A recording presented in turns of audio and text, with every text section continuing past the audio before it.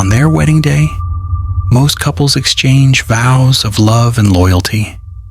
But Kelly and Jason Cochran made a different kind of promise. They stood before each other and swore an oath. If either of them ever cheated, they would kill the person they had an affair with. It sounds like something from a horror movie, right? This might be one of the most bizarre stories I'll be covering today, because you're just not going to believe what I'm about to tell you. We're talking about neighbors unknowingly eating human flesh at a backyard barbecue. We're talking about couples who built torture chambers in their basements. We're talking about houses that still stand today where unimaginable horrors took place behind closed doors. Over the next hour, I'm walking you through 24 evil couples and their houses of horror. Some of these killers are dead, some are in prison, and some, disturbingly, walk free today under new names. So grab whatever comfort item you need, maybe a cup of coffee, maybe something stronger, because once we start, you won't be able to look away. Let's begin with Kelly and Jason Cochran.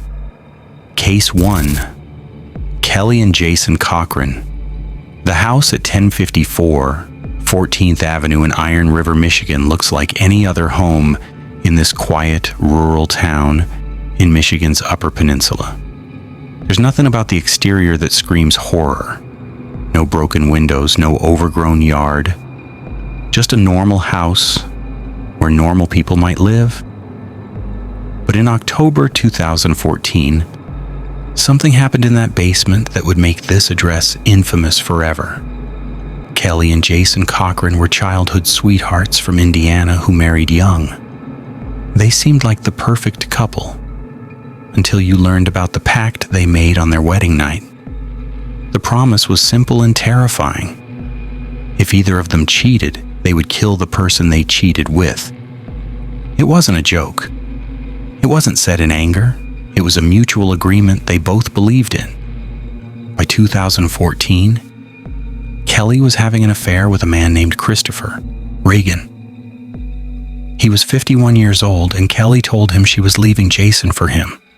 So when Kelly invited Chris over for a romantic dinner, lasagna, wine, candles, he had no idea what was waiting. As they sat down to eat, Jason emerged from hiding with a rifle and shot Chris in the back of the head. But here's where it gets worse. They didn't just kill him. They dismembered his body in the basement using a power saw. And then, and I need you to really hear this, they reportedly hosted a neighborhood barbecue shortly after. Neighbors later claimed they were served burgers made from Chris Regan's remains. Imagine sitting at a cookout, eating food, laughing with your neighbors, not knowing what you're actually consuming. Jason died of a suspicious heroin overdose in 2016.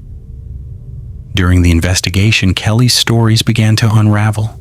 She eventually confessed to both murders, Chris's and Jason's.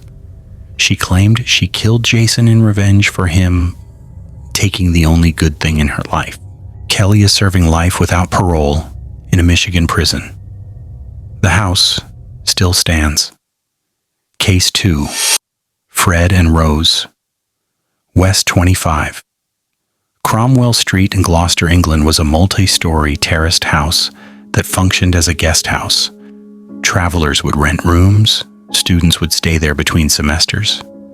But underneath the patio, inside the cellar, and beneath the floorboards were bodies. So many bodies that when police finally excavated the property in 1994, they found remains under almost every surface. Fred West was 27 when he met 15-year-old Rose in 1969. He'd already killed his first wife. Rose was drawn to him despite, or maybe because of, his darkness. They shared a mutual fetish for sexual violence and control, and together they became equal partners in sadism. Their first victim was Charmaine West, Fred's 8-year-old stepdaughter. Rose killed her in June 1971 while Fred was in prison for theft. When Fred got out, they buried her under the kitchen floor. Over the next 2 decades, they would lure young women into their home, often runaways or hitchhikers, torture them in specially constructed rooms, then bury them in the house structure. Fred handled the disposal. Rose was often the primary aggressor in the sexual torture. The most disturbing detail? The West children grew up hearing a family joke. If they misbehaved, their parents would say they'd end up under the patio like their missing sister Heather. The kids thought it was just a dark joke. It wasn't. In 1994, police investigating Heather's disappearance obtained a warrant to dig up the garden after hearing that joke from the children. What they found was beyond comprehension. Fred committed suicide in his cell on New Year's Day 1995 before he could stand trial. Rose is serving a whole life term at HM Prison New Hall in England. The house was demolished in 1996. The site is now a landscaped public footpath. Case 3. Paul Bernardo and Karla Homolka, 57 Bayview Drive in St. Catharines, Ontario, was a pink, shuttered suburban home in a picturesque neighborhood. The kind of place where kids ride bikes and neighbors wave to each other. Inside that house was a basement they called the Death Room, equipped with professional-grade lighting for the videotapes they made of their crimes. Paul Bernardo was a handsome accountant. Karla Homolka was a young veterinary assistant. They met at a convention in 1987 and seemed like the perfect couple. So perfect that media later dubbed them the Ken and Barbie killers. But their first victim was someone who trusted Karla completely, her own 15-year-old sister Tammy. On Christmas Eve 1990, Karla drugged Tammy with animal tranquilizers from her veterinary clinic, perhaps the same medications used to sedate pets before surgery, so Paul could rape her. Tammy choked on her own vomit and died. Karla covered it up as an accidental death. She gave her sister to Paul as a gift. Karla later claimed she was a battered wife forced into compliance. But the videotapes, discovered after she'd already made a plea deal, told a different story. In those tapes, Karla is smiling. She's directing the torture. She's an active, willing participant. After a severe beating by Paul in 1993, Karla went to police and confessed to their crimes. She negotiated a plea deal before investigators found the videotapes. Had they seen those tapes first, the deal never would have happened. Paul is serving life as a dangerous offender in a Canadian prison. Karla was released in 2005 after serving just 12 years. She now lives under a new name in Quebec with a new family. The house at Bayview Drive was demolished in 1995. Case 4. David and Catherine Birnie. 3 Morehouse Street in Willagee, Perth, Australia, was a small suburban rental home. Nothing about it stood out. But inside that master bedroom, 4 young women were chained to the bed, raped repeatedly, and murdered between October and November 1986. David and Catherine were childhood sweethearts who reconnected after failed marriages. They were in their 30s when they began their spree, and Catherine was completely devoted to David. She famously told the court she would follow David to the ends of the earth. Their first victim was 22-year-old Mary Nielsen. On October 6, 1986, she was lured to the house with the promise of cheap tires, a common offer that wouldn't raise suspicion, especially in the pre-internet era when people relied on word-of-mouth deals. Once inside, Mary was chained, raped, and strangled. Catherine was the spotter who helped select and lure victims. But she wasn't just an accomplice. When David told her to prove her devotion, Catherine personally strangled 15-year-old Susanna Candy while David watched. She wanted him to know she'd do anything for him. Their fifth intended victim, Kate Moyer, managed to escape through a window while the couple was asleep. She ran directly to police and led them back to the house. When officers arrived, they found evidence of the previous murders. David committed suicide in prison in 2005. Catherine is serving life and has been repeatedly denied parole. The house at Morehouse Street was sold in recent years for over $400,000. Someone lives there now. Case 5. Ray and Faye Copeland. The farm near Mooresville, Missouri was isolated and dilapidated, the kind of place where you could hear someone screaming and no one would know. Ray Copeland was a career petty criminal and livestock fraudster who'd been scamming people for decades. Faye was his bookkeeper and his accomplice. They married in 1940, and by the 1980s, they'd developed a system. Ray would hire drifters and transient farmhands to help him with a cattle buying scam. These were men nobody would miss. Men without families, without permanent addresses. After Ray used them to buy cattle with bad checks, he'd kill them and bury them in shallow graves around the property. The first confirmed victim was Dennis Murphy, killed on October 17, 1986. But investigators believe there were more.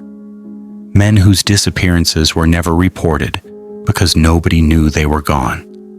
Faye kept a detailed kill list of the victims in a notebook, tracking names and dates with the same care she might use for tracking grocery expenses.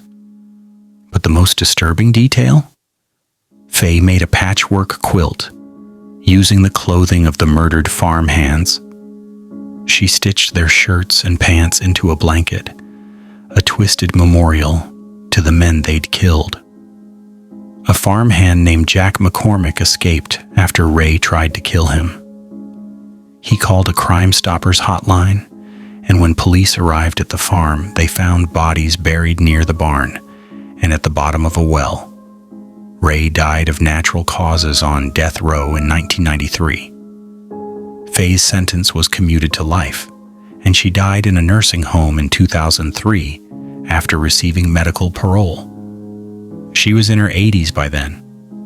Case 6. Dmitri and Natalia, Baksheev. The dormitory room at the Krasnodar Higher Military Aviation School in Russia was cramped and antisocial. Natalia had inherited it from a previous husband, and she and Dmitri had been living there together since 2012. He was an apartment repairman with a criminal record. She was a former nurse dismissed for chronic alcoholism. Together, they were cannibals. On September 8, 2017, they were drinking with a woman named Elena Vakrusheva. She was 35 years old. During the drinking session, a quarrel began. Natalia ordered Dmitri to kill her. He stabbed her to death and they dismembered her body together. When police eventually raided their dormitory, they found fragments of human bodies in saline solution, frozen meat parts of unknown origin, and jars containing pickled human remains, like preserves you might find in someone's pantry, except the contents were human flesh. They allegedly intended to consume some of it and sell the rest as canned meat to local cafes. But here's how they were caught. Dmitri lost his mobile phone on a road. When construction workers found it, they scrolled through the photos. What they saw made them immediately call police. Dmitri had taken selfies posing with severed human limbs. In one photo, he's holding a severed hand in his mouth, smiling at the camera like he's at a party. Police traced the phone back to the couple and arrested them at the dormitory. Dmitri died in custody on February the 16th, 2020 from untreated type 1 diabetes, a condition that could have been managed with insulin injections, like those used by millions of diabetics worldwide. Natalia is serving a 10-year sentence in a penal colony. She'll likely be released sometime in the late 2020s. Case 7. Ian, Brady and Myra Hindley. 16 Wardlebrook Avenue in Hattersley, Greater Manchester, England, was a standard council house. Nothing special. But it served as the base for the final murder committed by Ian, Brady and Myra Hindley, a couple who became known as the Moors murderers. They met at a merchandising office in 1961. Myra was obsessed with the brooding Brady, who spent his time reading about Nazism and the Marquis de Sade. Their first victim was 16-year-old Pauline Reed, lured to Saddleworth Moor on July 12, 1963, under the guise of looking for a lost glove. Brady was the mastermind, grooming Hindley into a cold-blooded accomplice. They took photographs and audio recordings of their victims' suffering as souvenirs, trophies to relive the experience later. The most disturbing detail is the tape they recorded on December 26, 1964. 10-year-old Leslie Ann Downey was pleading for her life, calling for her mother, while Christmas music played in the background. "I want to see my mummy," she cries on the recording. The tape is 16 minutes long. Police who heard it during the investigation were traumatized by it. Hindley acted as the friendly face to lure children. Brady directed the murders, obsessed with achieving a perfect crime. They buried victims on the desolate Saddleworth Moor and would take trophy photos of Hindley posing over the grave sites. Their undoing came when they tried to recruit Hindley's brother-in-law, David Smith. They forced him to witness the hatchet murder of Edward Evans. Horrified, Smith went to police. Myra died in prison in 2002. Ian died in a high-security psychiatric hospital in 2017. The house at Wardlebrook Avenue was demolished in 1987 after residents complained about dark tourism. Case 8. Gerald and Charlene Gallego. Their base of operations wasn't a house. It was a 1973 Dodge Ram van with pink curtains. They used it to cruise shopping malls and fairs in California and Nevada, hunting for what Gerald called sex slaves. Gerald and Charlene met in 1977, either at a poker club or on a blind date, depending on which account you believe. Gerald was a lifelong predator. Charlene became his accomplice to avoid becoming his victim, or so she later claimed. September 11, 1978, they approached 16-year-old Kippy Vaught and 17-year-old Rhonda Scheffler at a mall. Charlene was the one who made contact, promising a party. The girls felt safe seeing a woman, so they got into the van. Once inside, Gerald restrained them. He drove to a remote location in the Sierra foothills, raped both girls, then killed them. Charlene was the bait in every abduction. Victims saw a friendly woman and let their guard down. Over the next 2 years, the couple kidnapped and murdered at least 10 people. They were specifically hunting for a permanent sex slave to keep in their home, someone Gerald could control completely. Police eventually recovered bullet slugs from a bar where Gerald had previously fired his gun.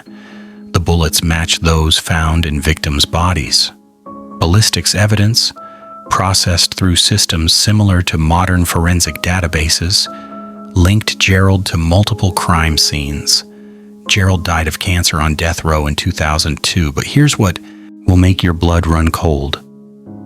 Charlene was released in 1997 after a plea deal. She served only 16 years. She lives today under a new name somewhere in California. She could be your neighbor. Case 9. Alton, Coleman, and Debra Brown. They didn't have a house. Their house of horrors was a multi-state crime spree across Illinois, Indiana, Ohio, Kentucky, Michigan, and Wisconsin in the summer of 1984. They used abandoned buildings and wooded areas to torture and kill their victims. Coleman and Debra met in the early 1980s. Coleman was charismatic, but violent. Psychological profiles later suggested that Brown was completely under the control of Coleman and was physically abused by him. She was in some ways as much his victim as anyone else, though that didn't stop her from participating. Their first victim was 9-year-old Vernita Wheat. On May 29, 1984, Coleman befriended the child's mother, then abducted Vernita. But the crime that reveals their depravity is what happened in Gary, Indiana.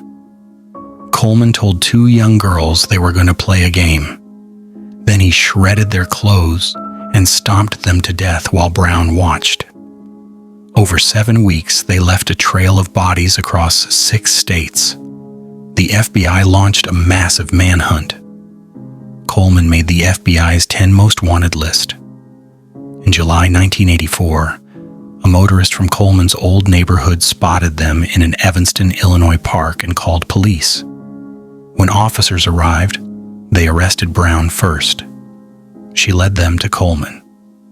Alton Coleman was executed by lethal injection in Ohio in 2002. He maintained his innocence until the end, even as evidence, including DNA analysis done using methods similar to modern PCR testing, linked him to multiple murders. Debra Brown is serving life without parole in an Indiana prison. Her death sentence was later commuted. Case 10. Michel Fourniret and Monique Olivier Château de Sautou in Donchery, France is a secluded 19th century castle. It's the kind of place you'd see in a Gothic novel.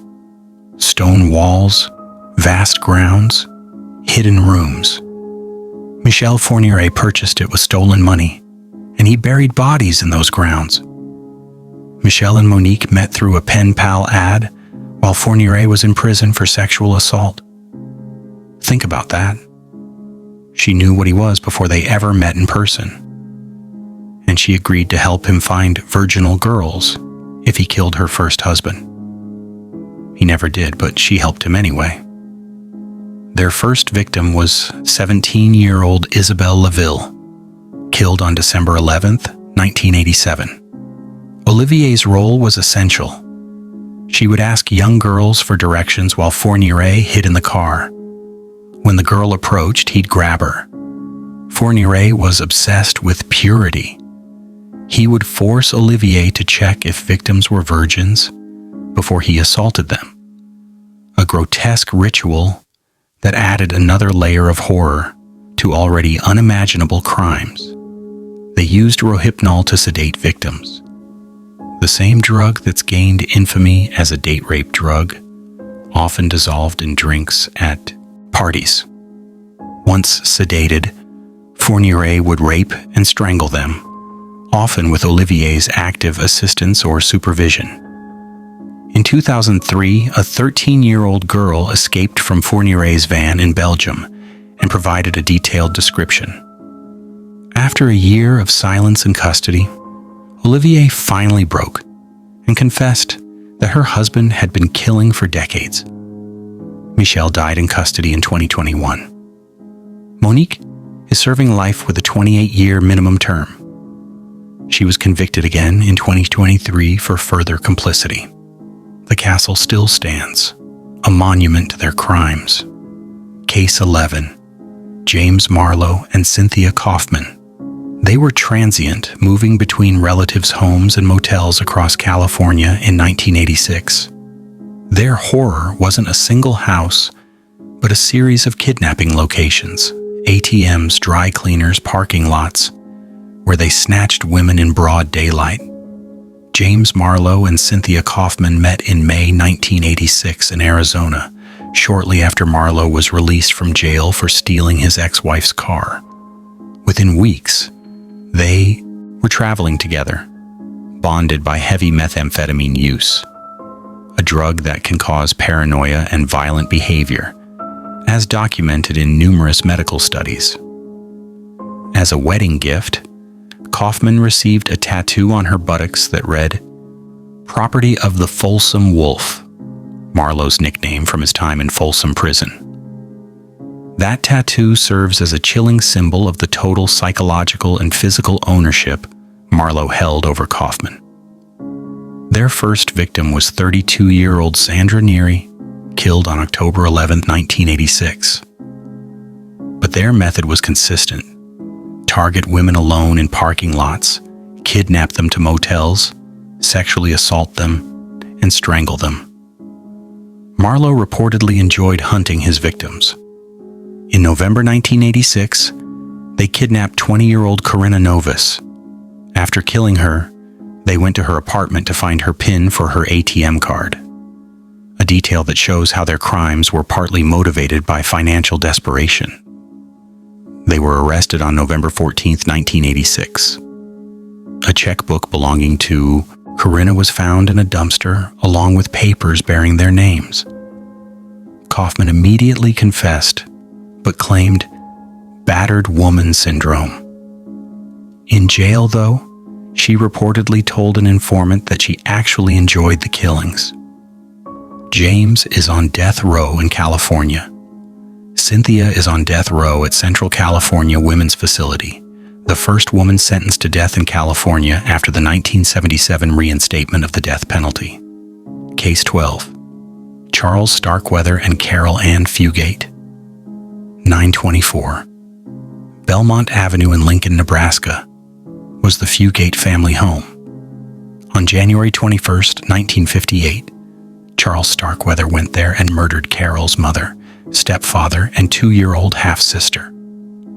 Then Charles and Carol lived in the house for 6 days, with the bodies hidden in the outhouse and chicken coop. Charles was 19, Carol was only 14. They'd met in 1956 when Charles took a job at a newspaper warehouse, specifically because it was near her school so he could visit her daily. By 1958, their relationship had escalated into violence. While the bodies rotted outside, a note was placed in the window. "Everybody is sick with the flu." It kept neighbors and relatives away. Finally, Carol's grandmother became suspicious and alerted police. By then, Charles and Carol had fled. They embarked on a spree across Nebraska and Wyoming, breaking into homes, murdering occupants, and stealing vehicles. Charles claimed he was making Carol into his equal, proving their love through violence. On January 29, 1958, they were involved in a high-speed chase in Wyoming. A sheriff fired a shot that shattered their windshield. Flying glass cut Starkweather's ear. Believing he was bleeding to death, he stopped the car and surrendered. Carol claimed she was a hostage who only stayed because Starkweather threatened her family, whom she believed were still alive. Starkweather initially supported this, but later claimed she was an active participant who had personally stabbed and shot victims. Charles was executed by electric chair in 1959. Caril was released in 1976 after serving 17 years. She has lived a private life since, maintaining her innocence.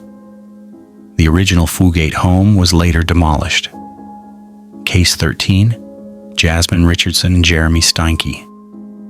The split-level home in Medicine Hat, Alberta, Canada, was in a quiet, middle-class neighborhood. The kind of place where nothing bad is supposed to happen. On April 23, 2006, it became the scene of a triple homicide that shocked the nation, because one of the killers was 12 years old. Jasmine Richardson met 23-year-old Jeremy Steinke at a punk rock concert in 2006. He claimed to be a 300-year-old werewolf and wore a vial of blood around his neck.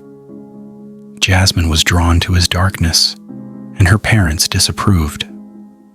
So Jasmine emailed him, "I have this plan. It begins with me killing them and ends with me living with you. On the night of the murders, Steinke entered the home wearing a neoprene mask and stabbed Jasmine's parents to death in their bedroom. But here's what makes this case especially horrifying.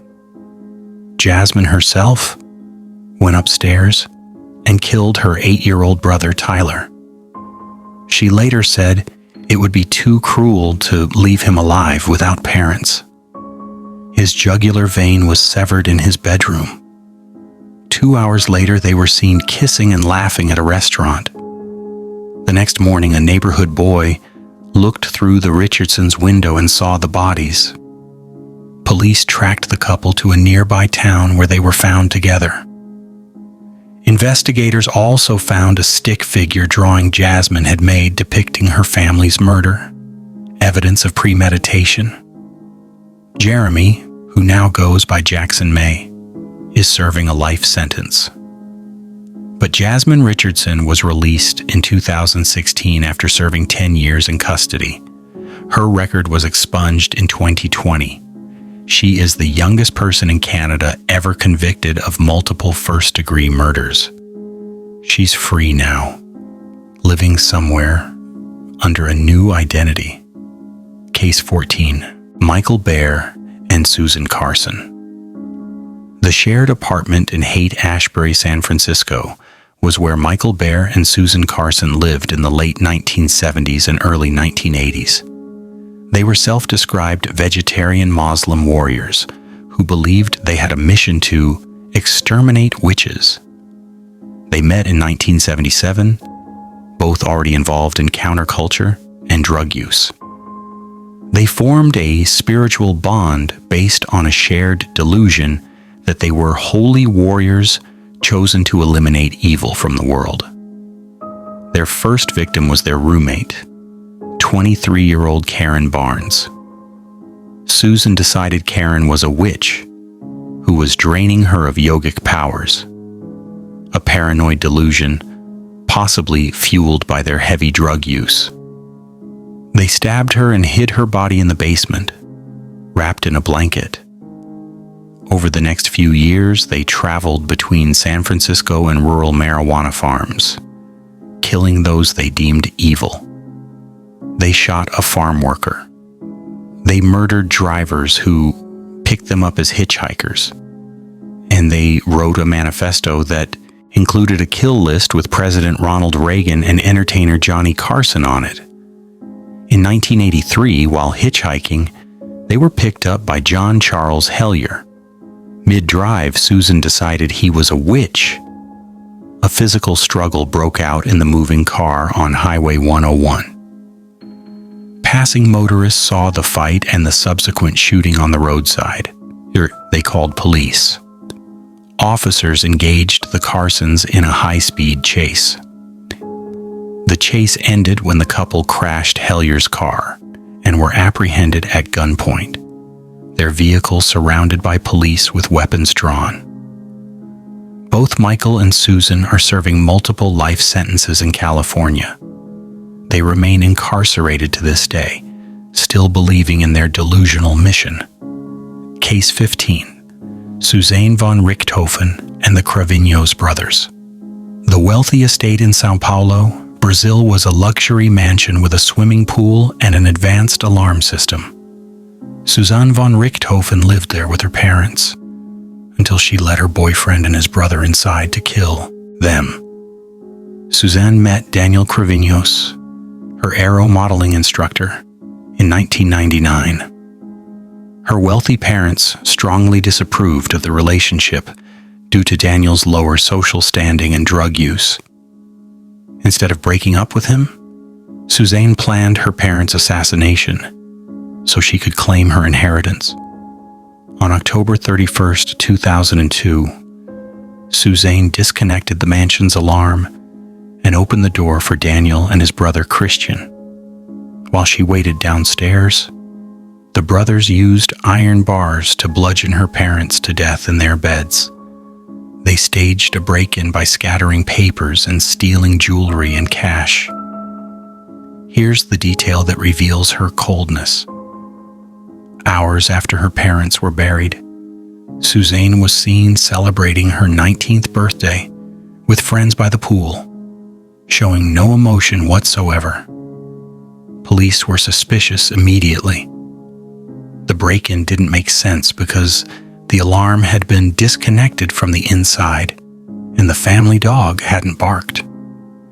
Then Christian Cravinhos aroused suspicion by purchasing a high-end motorcycle with cash just days after the murders, a purchase he couldn't possibly afford on his income. Under interrogation, Christian broke and confessed, leading to the arrest of Daniel and Suzane. At trial, the brothers blamed Suzane.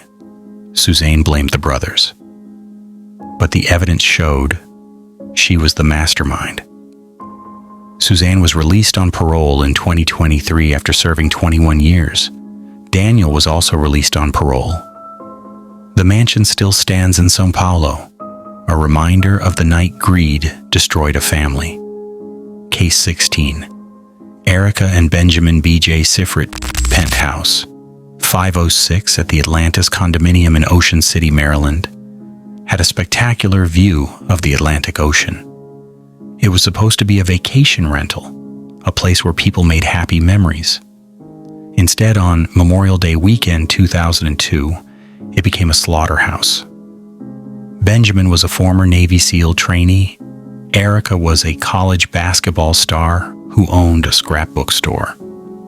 They met in 1998 and shared a mutual obsession with thrill-seeking activities, including heavy drug use and a bizarre compulsion for stealing memorabilia from Hooters restaurants. On May 25, 2002, they met Joshua Ford and Martha Jeannie Crutchley on a bus and invited them back to their penthouse for drinks and to use their hot tub. Once inside, the Sifrits staged a missing purse game, accusing the couple of theft to create a pretext for violence. They forced Joshua and Martha into the master bathroom. Benjamin shot Joshua through the bathroom door. Both victims were then dismembered in the bathtub, a scene so horrific that investigators who processed it needed counseling afterward. But here's the truly disturbing part. Erika kept a kill kit and a scrapbook containing the victims' driver's licenses and photos taken just before they were murdered. She treated it like a hobby, documenting their crimes the same way someone might document a vacation. 6 days after the murders, they were caught burglarizing a Hooters restaurant. When checked, police searched Erika's purse. They found Martha and Joshua's driver's licenses. A search of the condo revealed the blood-stained bathroom door and souvenir photos. Erika is serving life plus 20 years and was denied parole in 2024. Benjamin is serving 38 years and was denied parole in 2022. They divorced in 2010. Case 17. Raymond Fernandez and Martha Beck. The rental house in Byron Center, Michigan, and an apartment in Valley Stream, New York, were the final stops for several lonely women who responded to Raymond Fernandez's personal ads in the late 1940s. Raymond and Martha met in 1947 when Martha responded to a Lonely Hearts ad Raymond had placed. He was a professional con man who used these ads to swindle wealthy widows. Martha was a nurse who became so obsessed with him that she abandoned her children to join his schemes. They posed as brother and sister to gain the trust of lonely women. Raymond would seduce them while Martha watched, sometimes from another room, sometimes from the foot of the bed. If Martha's violent jealousy was triggered, they turned to murder. The most disturbing detail involves their victim, Janet Faye. Martha bludgeoned her with a hammer simply because she saw Raymond hugging her. But even more horrific was what happened in Michigan in 1949. After Raymond shot a widow named Delphine Downing, her 2-year-old daughter wouldn't stop crying, so Martha drowned the child in a basin of water. Neighbors became suspicious when Delphine and her daughter vanished. Police arrived to find the couple still living in the house. They quickly confessed after being confronted with the fresh cement in the basement where they'd buried the bodies.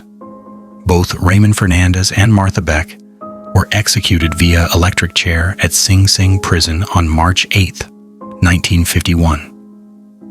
They reportedly went to their deaths, still professing their love for one another. Raymond's last words were about Martha. Martha's last words were about Raymond. They died minutes apart. Case 18, Gwendolyn Graham and Kathy Wood, Alpine Manor. Nursing home in Walker, Michigan was supposed to be a place where the elderly received care in their final years. Instead, between 1987 and 1988, it became a hunting ground for 2 nursing aides who killed at least 5 patients. Gwendolyn Graham and Kathy Wood met while working at the nursing home in the 1980s. They began a torrid affair and allegedly started killing patients to bond their relationship through a shared secret. A twisted logic that treated murder like a team-building exercise. They initially planned to choose victims whose last names started with letters that would eventually spell murder. When that became too difficult, they switched to a forever and a day counting system.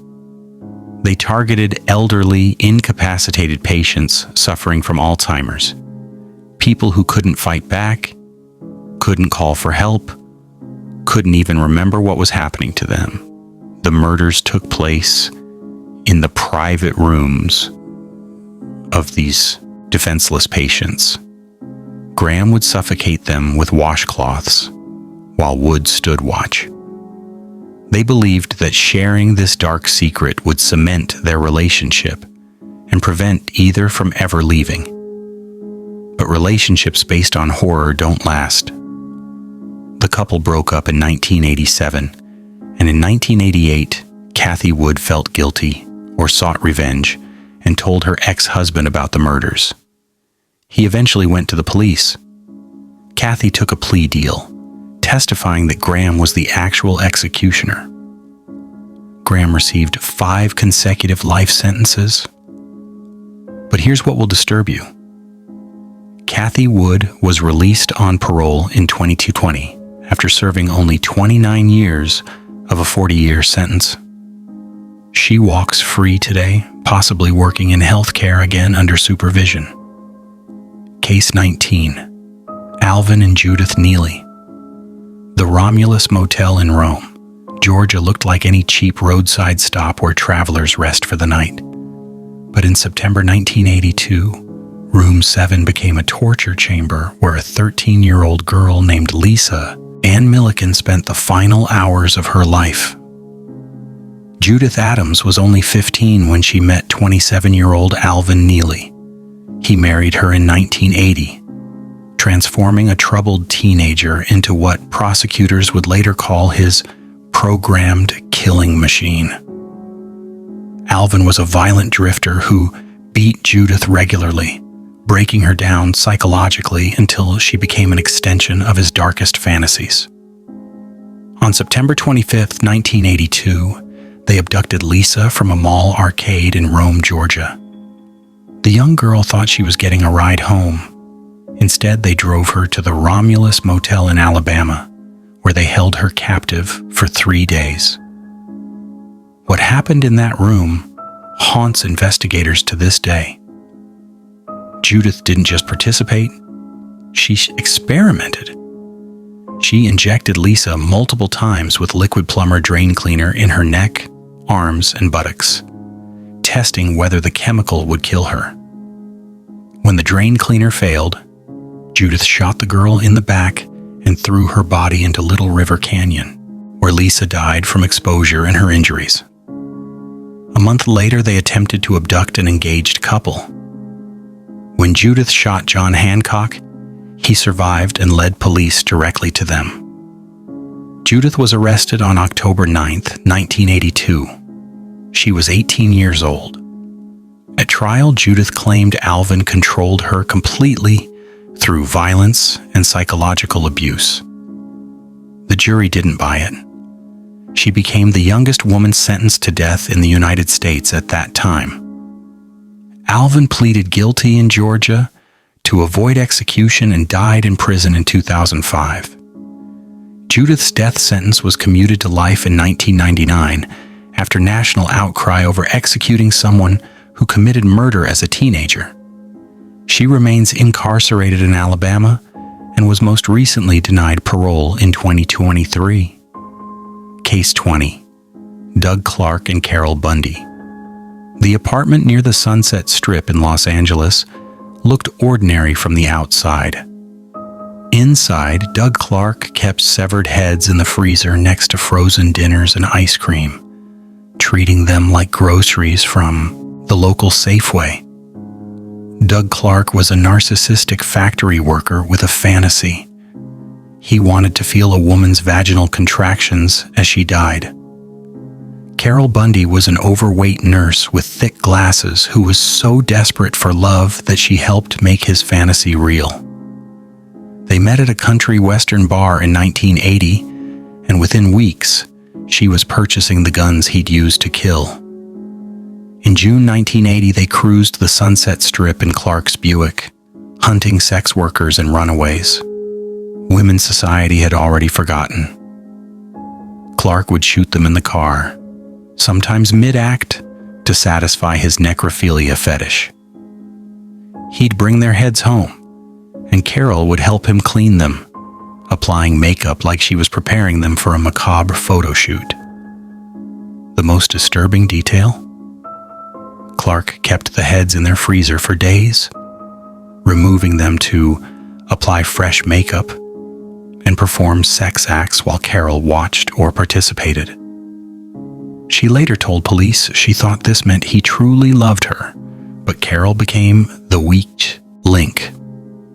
Tormented by escalating guilt, she confessed everything to her former lover, Jack Murray. When Murray threatened to go to police, Carol lured him to his van, shot him, and decapitated him with a boning knife to protect Clark. The guilt became unbearable.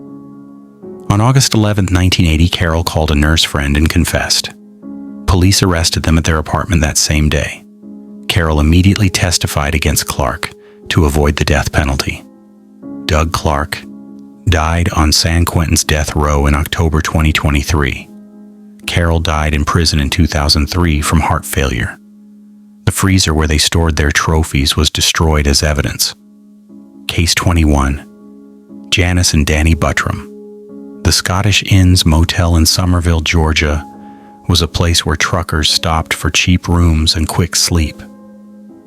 In March 1980, Room 11 became a slaughterhouse where 19-year-old Dmitri Faye Parker was stabbed 97 times over 2 days. Janice Buttram was 15 when she married 26-year-old Danny in 1970, was a violent alcoholic who beat her regularly, using fists the way some men use words. By 1980, they were drifting across Georgia with their 19-month-old daughter, committing petty crimes to survive. Dmitri Parker was staying at the same motel just a few doors down from the Buttrams. On March 13, 1980, Danny and Janice somehow got Dmitri into their room. Accounts vary on whether she was lured or forced. Once inside, Danny assaulted her while Janice held her down. But the horror didn't end quickly. For over 2 days, they kept Dmitri in that cramped motel room with their infant daughter sleeping feet away.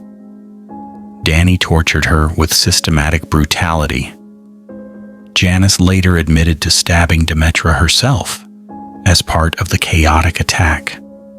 When it was over, Dmitri had been stabbed 97 times. So many wounds that investigators couldn't determine which one killed her. The motel manager found Dmitri's body the next morning. A room key to the Buttrams' room was sitting on the office counter. When police searched room 11, they found a bloody washcloth wadded up in the bathroom, still damp. Danny and Janice fled to Florida but were arrested within days. At trial, Janice claimed she acted under Danny's control due to years of abuse, similar to battered woman syndrome cases that were just beginning to gain recognition in courts using psychological evaluations. Janice was sentenced to death but later had it commuted to life. She remains incarcerated in Georgia. Danny is serving life in prison. Case 22. Juan Carlos Hernandez and Patricia Martinez. The small apartment in Ecatepec, state of Mexico, smelled like death even from the street. When police finally raided it in October 2018, they found human remains in plastic bags, buckets, and inside a refrigerator, stored like leftovers from a family meal. Juan Carlos Hernandez was a street vendor. Patricia Martinez was his common-law wife. They lived in one of Mexico City's most dangerous neighborhoods, where violence was so common that screams went ignored. Together, they killed at least 20 women over several years, though investigators suspect the real number is much higher. Patricia was the lure. She'd befriend local women, often struggling single mothers, by selling them cheap clothes or perfume from Chinese markets. She'd invite them to her apartment with promises of more merchandise at bargain prices. Once inside, Juan Carlos would ambush them, rape them, then strangle them while Patricia watched or helped. They dismembered the bodies in their bathroom using knives from the local market. Some parts they fed to their dogs, animals that neighbors said became unusually aggressive. Other parts they allegedly sold at local taco stands, though this was never definitively proven. Some remains they simply stored, waiting to dispose of them. The mistake? They kidnapped a victim's 10-month-old baby and sold her to another couple for 15,000 pesos, about 800 USA dollars. When the mother disappeared, her family launched a missing persons investigation that finally drew police attention. On October 4, 2018, police were surveilling their street when they spotted Juan Carlos and Patricia leaving their apartment pushing a baby carriage. Officers stopped them thinking it held a child. Instead, it was filled with plastic bags containing dismembered human remains they were taking to dump in a nearby vacant lot. Both were sentenced to over 300 years in prison each. They remain incarcerated in separate Mexican facilities. The apartment has since been demolished. Case 23. Inessa Tarverdieva and Roman Podkopayev. The camper van parked near Rostov-on-Don, Russia, looked like any family on vacation. A father, mother, and 2 teenage daughters, enjoying the countryside. Inside that van were crossbows, silenced pistols, and detailed surveillance notes on police officers' homes. Inessa Tarverdieva was a nursery school teacher. Roman Podkopayev was a dentist. They met while Inessa was still married to her first husband, who died under mysterious circumstances in the late 1990s.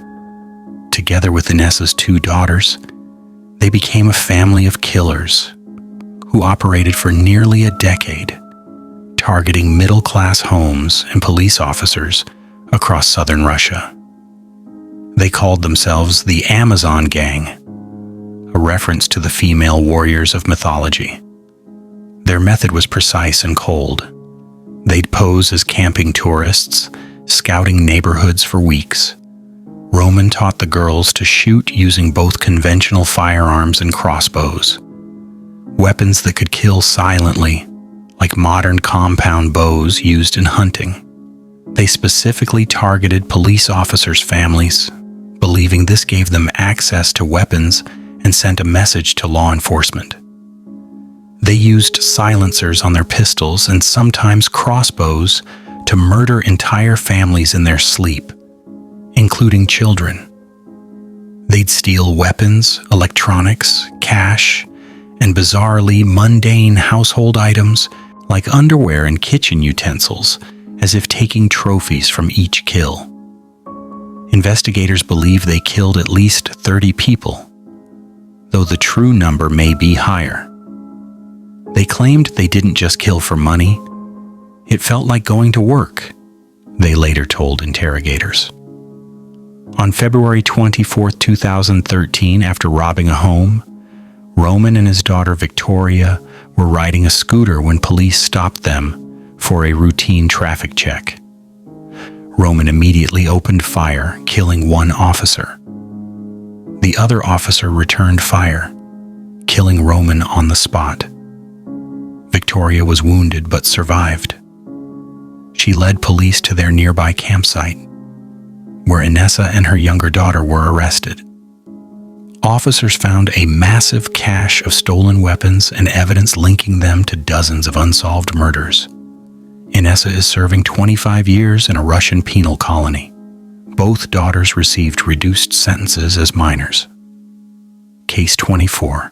David Parker Ray and Cindy Hendy.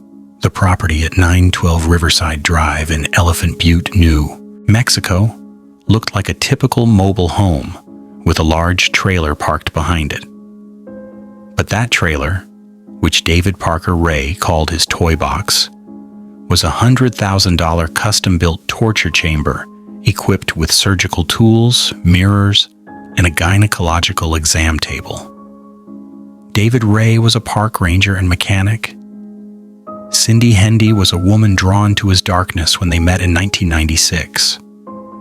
Ray had been perfecting his torture chamber for years, soundproofing the trailer with materials similar to acoustic foam used in recording studios, installing restraints, and collecting instruments designed specifically to cause pain. Their method was systematic. They'd target vulnerable women, drifters, sex workers, women they met at bars, using Ray's fake police badge to arrest them. Once inside the toy box, victims would wake to find themselves naked and restrained, forced to listen to a pre-recorded audio tape in Ray's calm voice explaining they were now his property and detailing exactly what would happen to them. The tape lasted approximately 30 minutes, a psychological torture designed to break them before the physical torture began, utilizing techniques similar to those in CIA interrogation manuals. Hendy actively participated in the torture sessions, which could last weeks. Ray used drugs to keep victims compliant and disoriented. Investigators believe they tortured and killed dozens of women over several years, though bodies were never found. On March 22, 1999, their final victim, Cynthia Vigil, managed to find a key while Ray was at work. She stabbed Hendy with an ice pick and escaped the trailer wearing only a metal collar and padlock around her neck. She ran to a neighbor's house, screaming for help. Police found the toy box and a detailed torture log documenting victims. Ray was convicted and sentenced to 224 years. He died of a heart attack in 2002, shortly after conviction. Cindy Hendy was released in 2019 after serving 20 years. The toy box was destroyed by authorities. If you stayed till the end, thanks for watching. Do me a simple favor by liking the video if you found the cases thrilling, and also comment what you think. I will be reading through the comment section. And if you haven't subscribed yet, what are you waiting for? See you in the next haunting episode.